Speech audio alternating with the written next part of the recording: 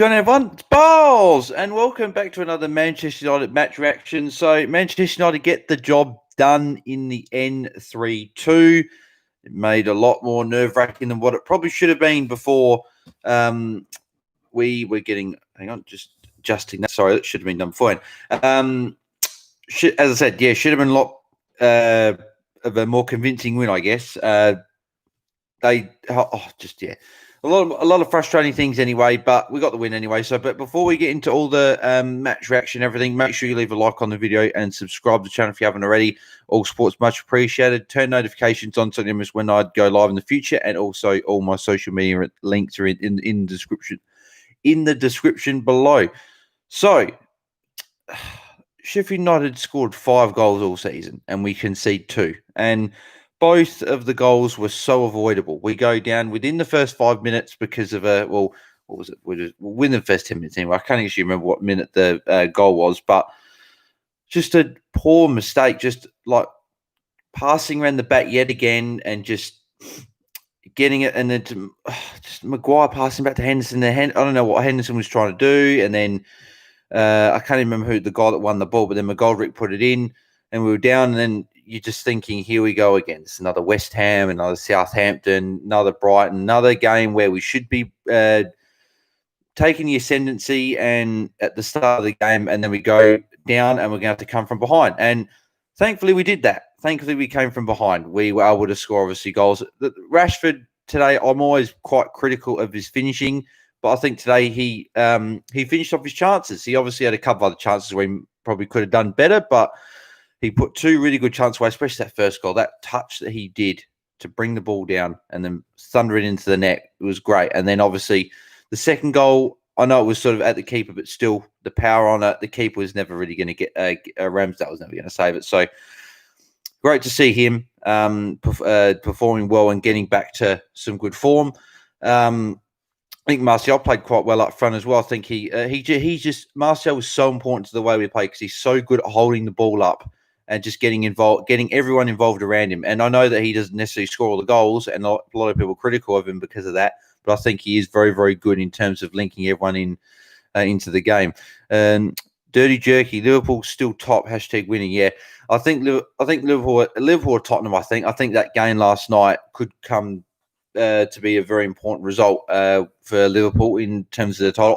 I predicted Liverpool win the title before the season. I thought Man City might win it with Liverpool's injuries, but Liverpool got some great young guys coming through and performing for them at the moment, which is great. So, and Dirk says, dude, you let in 2 goals.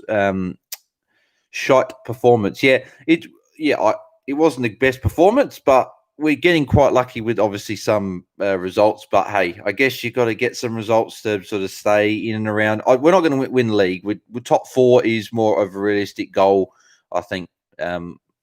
As a supporter, I can understand. I can recognise that, and I'm not going to sit here and say like, how can Manchester United be in a real? I know we are in a title race, but how can we be in proper title contention when we've got 2 centre backs like Victor Lindelof and Harry Maguire, or as Mark Goldbridge on United says, let's call him Harry the Hoover and Victor the Vacuum. So just because they just suck everyone around them in to just help cover for them, and that's not what you need to be. You don't see it like Liverpool. I'll use the example because Dirty Jerky obviously was talking about Liverpool.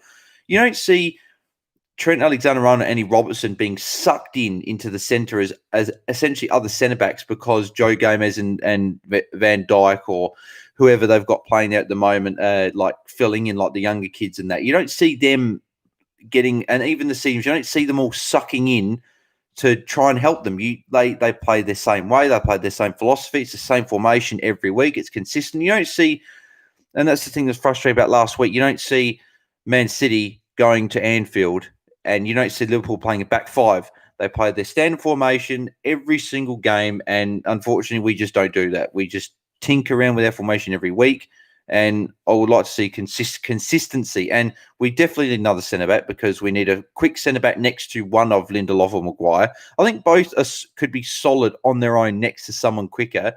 Obviously, we don't know what they would look like next to someone quicker because we haven't seen it yet. I think actually Tuanzebe should be getting a lot more opportunity than what he is, which is disappointing. But again, what can you do? I'm not the manager. Ollie's the manager, and unfortunately, he's not doing that. So there you go, DJ. I support Liverpool, but you have great content. Thank you very much, man. Appreciate the kind words there. And you're supporting a good club at the moment, man. And they're doing very, very well in the league, and still in Champions League, and still doing all that good stuff. And I give them credit as well for all the you've had injuries left, right, and centre all season, and you're still able to perform with young kids, which just shows how good of a club it's being run at the moment, and how good Klopp is a manager. And he won the manager of the year essentially. So props to him. He's a great manager. I wish Man United would have gone for him when we had the chance, but obviously that ship sailed. So there you go. So good on Liverpool for getting him. But back to the performance though. But yeah, so as I said, Rashford just good finishing. But yeah, and like as I said, both goals were so preventable. The first goal, as I said, the mistake with Henderson, even the second goal that made everything so much more nerve-wracking the final 5 minutes or so. Maguire, we paid £80 million for him to clear balls from corners and from aerial duels and playing the ball well out from the back and just being a solid centre back. When you pay, Liverpool paid around 80 odd million, 70 million, I think it was, or something like that for Van Dijk, right? And Van Dijk's the best centre back in the world. But I was expecting him to be a solid top 5, top 10 sort of centre back, but he makes too many mistakes for my liking. He's such a tall physical presence, but he just doesn't use it. He's a little bit like what Romelu Lukaku was when he was here. Romelu Lukaku was such a big striker for us, but he didn't use his physicality when he was up front. And I'm glad that Lukaku's succeeding at Inter, because I think Lukaku's still a very, very good player. He just didn't suit, I think, the way Manchester United want to play. I think Martial's more of a Manchester United striker. I don't think Man United have always been good with just literally a good, like a big target guy up front and then puts it away. Like, I know Ibra came in, did a great job, but that's Ibra. So, but yeah, he just, I don't know. What would you replace Ollie in January, says Dirty Jackie? I wouldn't, because I'm so sick of Manchester United getting to this stage. It's literally just been a cycle since Sir Alex left. It's been, obviously, Moyes came in, that didn't work, sack him. Then we bring in Van Gaal, had a good season, and sack him after that. Mourinho, same thing again. And then if Ollie does it, got third, bads, and then like sort of under par season, sack him again. But funny enough, we're actually 7 points above what we were at this point last season, which is crazy to think, because we seem like we haven't been performing very well. Like, we dropped points to Palace, which we should have. Palace deserved to win that game, but we should have beaten them because it was at home. Lost to Arsenal. Arsenal were banned to FC. I know that we're sort of in that, but Arsenal were terrible. Theo Walcott, mate. That was so funny when I saw him score against them last night. Apologies to Arsenal fans. And then I'm trying to. There's one other result that I'm thinking I'm just like we should have picked up. But regardless, like, there's results we should have got, and we are scraping through with a lot of results. And I know that that's obviously going to help us if we're going to look for top 4, because at the end of the day, the more points you get, the better chances are, obviously. But yeah, I just don't see us in the title race. I think it still is between Liverpool, Tottenham, Man City. I think they're the top 3. I think we're battling it out with Chelsea and your teams like Everton and Leicester, and even Southampton you've got to throw into there, because they're performing very, very well this season, even though we did beat them coming back from behind. I think all those teams are fighting it out for 4th at this moment in time. Obviously, Southampton could fall out of that race. Maybe Everton might stumble, but I think they've got some good players there. So we've got a battle on our hands, and obviously we've got a game in hand. I think we've jumped up to 4th or 5th now with that result, but we've obviously got a game in hand, and obviously we'd only be a couple points off top, and we'd be in the top 4, obviously, with that win against Burnley being a game in hand. But it's just been such a weird. 2020 has been a very, very weird year, and I think every single person on planet Earth can agree with that. So there you go. But let's get in player ratings. These are going to be quite. These are going to be quite interesting. I think it's weird because we won the game, but I think that there will still be quite, like, I don't think the player ratings will be too bad, but I think that they'll be sort of there'll be some like negative points that I will raise, obviously, when we get into it. But also, if you're in live chat as well, leave your player ratings in the live chat and compare the two or whatever. And then if you're watching on replay, just put your player ratings, comments on the games, thoughts on the game, comments in general, whatever in the comments below, and I'll get to them when I can. So we'll start off with Dean Henderson. So obviously, I've got to downgrade him for that first mistake because he put us in a position where we probably didn't need to be at the start of a game within the first opening moments of the game. So I'll have to give him a 5 for that. I know he did make a decent save at the end, but again, the second goal, could he have possibly come out and grabbed and caught the ball before we conceded the second goal? Maybe. I'm less critical of him with the second goal, more critical of the two centre-backs with that goal. But yeah, he didn't really have too much to do, literally, besides that first moment where he conceded it and turned the ball over, and then that other, the corner. So take away those two chances, they didn't really create too many chances, Sheffield United. So a 5 for me because he didn't have too much to do and he made a big mistake, so that get downgraded to a 5. I think the two fullbacks get sort of put in the one. I think Telles and Wan-Bissaka were quite solid defensively, and they had a bit to do, but then they didn't have a lot to do, if that makes sense. So they both get 6. I think they get average points. But we still considered 2 goals as a defence, so it's still not good. Again, the point I raised as I said, just to cover the centre backs, and it's just so frustrating because, the point I made earlier, Robertson and Trent for Liverpool can just bomb forward and then get back and help when they need to, but they can go up and down without sort of feeling like they have to cover for centre-backs every time.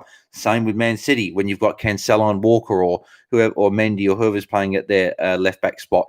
They go up and down and they can defend when they need to. They go forward when they need to. It's such a much better system there, and our two fullbacks get caught out a lot. So I'm not going to be too overly critical of them because obviously they've been told to cover for the centre-backs, but yes, I think they both get 6. And Tellers made a very, very good tackle, by the way, that I do remember. There's other bits of the game I probably have just forgotten about, but I just remember that because obviously it happened towards the end. But it's a good tackle, regardless if it went out for a corner and we ended up conceding from that, which was disappointing. But, oh well. Unfortunately, stuff happens. So I think Lindelof, I'll still give him a 6 because I think he was still the better of the two centres. I think Lindelof had a decent enough game. I think he had good moments. I think if it wasn't for that second goal, I think I could have even bumped him up to a 7 because I think he was better of the two centre-backs, and maybe even the two forwards could have been bumped to 7. But obviously, conceding 2 goals, you don't want to be not going to give 7s to the defence that conceded 2 goals, obviously. But yeah, it just the two centre-backs are just so they give you nightmares. They really do. So he gets a 6 for me. I think Harry Maguire again. I think I've got to give him a 5. Like that second goal is the one that bugs me the most because he's a tall presence in the box, and this zonal marking I've gone on about it for almost all season now, and well, not all season. It's been probably at least a month. I've gone on about it, and I know every other Manchester United YouTube channel, fan cam, whatever, goes on about the zonal marking. We don't have the correct players to do it, so don't do it. We react too slow. It's like the corner. It's like here, ready? Like you wait for the corner gets done, like a second, and then a second later, the corner's coming in, and then we react. That's not what you do. With zonal marking, got to be reacting before the cross comes in, and that's not what we do. Liverpool do it so much, but I think Liverpool, the team that does it a lot, and they do it so much better because their players react to it quickly, and they've got the correct players to do it. We don't. We need to be man marking, which I said before, and Maguire. And then if you're talking about the zone marking we were doing, Maguire, that was his zone, and he didn't win the header, which he should be because he was and should be one of the best aerial threats in the Premier League, in the world, or whatever. And he didn't win the header. And I know Lindelof won the header and it bounced off McGoldrick and went in the net, but still, it's just poor. And he gets a 5. Him and Henderson are probably the 2 ones that get downgraded because you take away those 2 moments. I think besides that, there weren't a lot more other chances that Sheffield United had. So it should have been a clean sheet, take out those 2 mistakes, but obviously it wasn't. So they get downgraded. Matic, solid enough. He did his job. Gets a 6 from me. Just again, I'd still like Fred more in that role. I know that we still win more games with Fred and McTominay there, but it's literally McFred. They play one. The both of them play the one role. So it's essentially what I've got time to fill. They just play the same role, and I'm not the biggest fan of it every single game. Certain games, yes, not all the time. But yeah, I did like the fact that Matic did come in though, because I think it was good to give Fred and McTominay a rest because they've been playing so many times. I don't understand why we didn't give one of the centre backs a rest. We got Twanzebe and Bailly there to bring in, and I think we could have afforded to do that because they can't really do that much worse than Maguire and Lindelof, and they're both quick. So put one of them next to Maguire or Lindelof. Like you could put Twanzebe with Maguire or Lindelof with Bailly or vice versa. So just don't put Maguire and Lindelof all the time, and they shouldn't be together anyway. They're the same player, and well, obviously slightly different, but they're not quick, and you need centre backs to complement each other. That's how a good centre back partnership works, obviously. So, but yeah, McTominay, Matic a 6.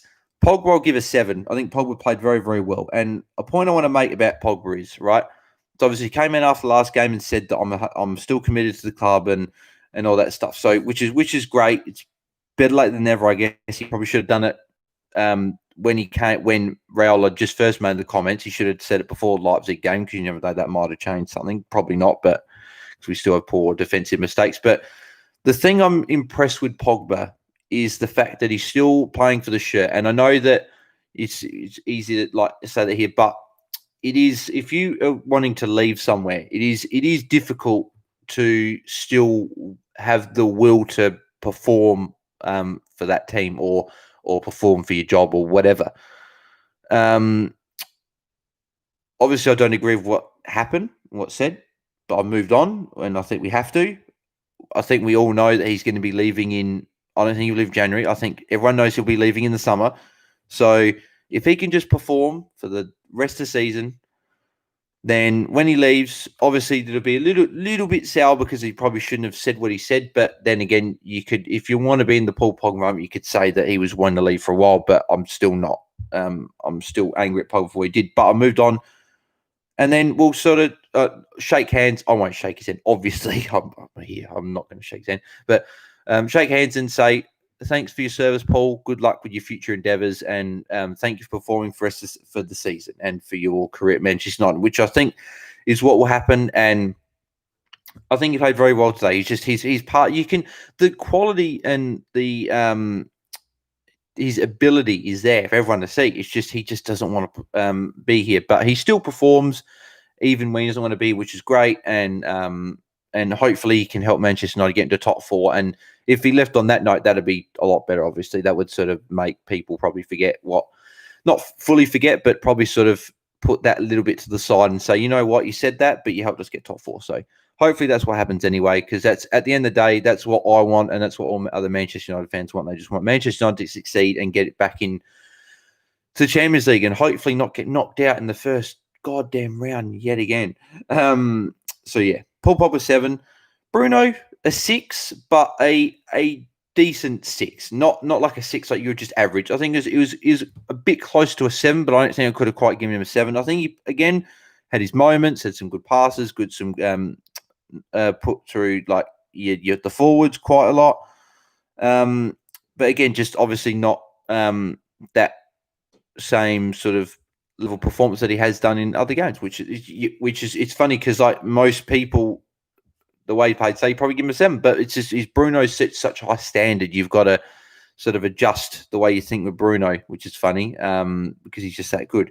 And I think I saw the FIFA Team of the Year, and I think it was Thiago, Kimmich, and De Bruyne, and I thought that Bruno was a bit stiff not to get in there. I probably would have put him over one of Thiago or Kimmich, I guess. De Bruyne would have been in there. Kimmich and Thiago are great players, but Bruno's been amazing for us for since January, and he was performing really well for Sporting before he came here. So I would have put him in there, but this is my opinion. It's everyone's entitled their opinion, I guess. But yeah, Bruno 6 for me.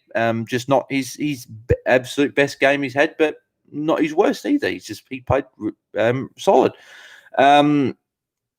Greenwood, I'll give him a 6. I think he got involved with some good link-up play, some good 1-2 passes, had a couple of chances. But yeah, he just, besides those, he doesn't get heavily involved. And obviously, he's not a right winger. He's obviously a striker. I would like to see him play more up front, but it's sort of almost like he interchanges with like Rash. It's like sometimes Martial will, like, the front three are a little bit fluid. Like they'll sort of change a little bit. Like, so here and there, you have Greenwood go up front, then you have Martial go to our right and Rash on the left, and then Rash will go on the right, Martial go on the left, and Greenwood start front, and then Greenwood will go on the left. So it is a fluid front three, but obviously Greenwood's still 19, he's still learning. But I'd like to see him obviously play a little bit more up front because that's his natural position. But regardless, I'm glad that he's getting game time anyway because he's a great talent. And yeah, so 6 for me. Martial, I'm going to give him a 7. And again, I made this point earlier, and the reason I'm going to give him a 7 is obviously he scored the goal, which is great. Anytime Tony scores, we're happy because we all love Tony. Well, I think we do anyway. I do at least. So it's good to see him break that goal drought. Now I lost my train of thought. Yeah, it's good to see him break that goal drought. But he, as I said, he links people. He just brings more people into the game. Like he holds the ball up really well. He's doing a lot better than what Lukaku did. Again, as I said before. As I said, glad Lukaku's succeeding at Inter, but he is Martial's doing that job better. He's holding the ball up well. He's bringing your likes of Bruno into, like, even more into the game than what he already is. He's bringing Greenwood into the game. He's bringing Pogba and Rashford, and he's linking everything together. He's like, if it wasn't for him and Bruno, like the engine, it's like Bruno's the engine, and he's almost like the secondary engine, or the thing that helps the engine tick over. If that makes sense. Probably probably a really bad analogy, but oh well, there you go. But yeah, so 7 for me. And then with the subs, I think I covered everything. And then obviously I'll do a man match in a sec. With the subs, obviously McTominay came on with the end, so give him just a standard 6. Van der Beek didn't have too much time, and I still don't understand why we don't give him more game time. He's clearly like the 6th or 7th midfielder. Like we clearly prioritize obviously Bruno over him. We prioritize Pogba. We prioritize Fred. We prioritize Matic and McTominay, and then even Mata we prioritize because we're bringing Mata on before Van der Beek, and so he's like 6th or 7th in line, which is ridiculous because I think he's and I love all of our players, so I'm not saying he's better than this guy just because I don't like him, because I like all Man United players, but I think Van der Beek's better than Mata. I think Van der Beek's better than McTominay. And I think he's better than Matic. I know obviously McTominay and Matic are different because they play a different role. But Van der Beek should be getting a lot more chances. And I think that you could also maybe rest Greenwood at some point and put Van der Beek on the right, because I think he's good enough to play on the right. Because we played Mata on the right before, and he's done a job. I think Van der Beek can do that job and then better. So I don't understand why we don't get more game time. But 6, because obviously didn't have too much time to get it, because obviously 6 is average. And then so Mata has sort of had about 20 plus minutes to go, but didn't do too much, didn't do anything wrong, so just give him a 6, so stock standard.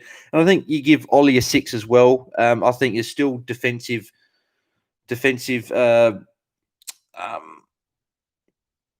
adjustments that he needs to make. I think he needs to put another centre back for a different partnership to try at least anyway and see how it works. Because I think Tuanzebe did really well against PSG, against Neymar and Mbappe, probably obviously 2 of the most dangerous players in the world. Obviously didn't play as well against Basaksehir here, but that was obviously the 2 goals we could see weren't entirely his fault. It was just a complete defensive disaster. So yeah, but yeah, so Ollie gets a 6, but because he got the job done at the end of the day. I know, and obviously with the two goals that we conceded were just mistakes, individual mistakes, but obviously there are still defensive things that need to be fixed. So there you go. But yeah, so 6 for me. And I think that's it. And then man of the match, I think goes to Marcus. I think it's pretty obvious. I think the last 2 games have been pretty obvious in terms of man of the match. Obviously, Luke Shaw got last game. That was pretty obvious. Well, in my eyes anyway, I think it's pretty obvious, in my opinion. Obviously, you may have a different opinion to me, but I think Rashford scored both goals. I think he was very influential up front. Got involved in a lot today. Had as I said, a couple of chances he could have possibly put away or done better with. But there's not many players that in the world, very very select few, that have 5 chances put 5 goals away, or have 4 chances 4 goals and etc. So and 3 goals 3 chances. So you know what I mean. But not many players do that. You've got a very very select few. And even the best players will still miss a chance or 2 a game, I'm sure. So, yeah, Rashford, man of the match. First time in a while, I think he's got him a man of the match, which is good. So, I do like giving the man of the match to different players. I don't like always going Bruno, Martial, Bruno. It's good to bring Shaw like last week, Rashford this week, and because it shows that everyone's contributing, which is good. So, and maybe one day I might even give it to one of our centre backs if we actually have a good game. So, but yeah, there you go. So we have Leeds on the weekend, which will be interesting. So we'll see how that goes. Hopefully we can get another result there. That's going to be a lot. It's going to be very, very tricky because Leeds are a very good team. And I believe that one's at Old Trafford, which we don't. Which obviously this season we've performed better away than at home, obviously. So we just need the 3 points. We need to keep adding these points up. At the end of the day, I know that a lot of results we have got lucky with, but at the end of the day, I don't care how I do care how we get the result, but then I don't, because I just want 3 points each and every week. But I would rather us get 3 points and it be a good performance than what some wins have been this season. So there you go. But that is the end of the video anyway. So if you have enjoyed, please leave a like on the video and subscribe to the channel if you haven't already. All support, as I said, is very much appreciated. Please turn on notifications as well so you don't miss when I go live in the future. And also follow all my social media links, which are also in the description below. Leave your comments, play ratings, whatever on the game, and just general thoughts in the comment section below. And I'll get to them when I can. So I'll see you guys in the next match reaction on the weekend against Leeds. I'm out. Cheers.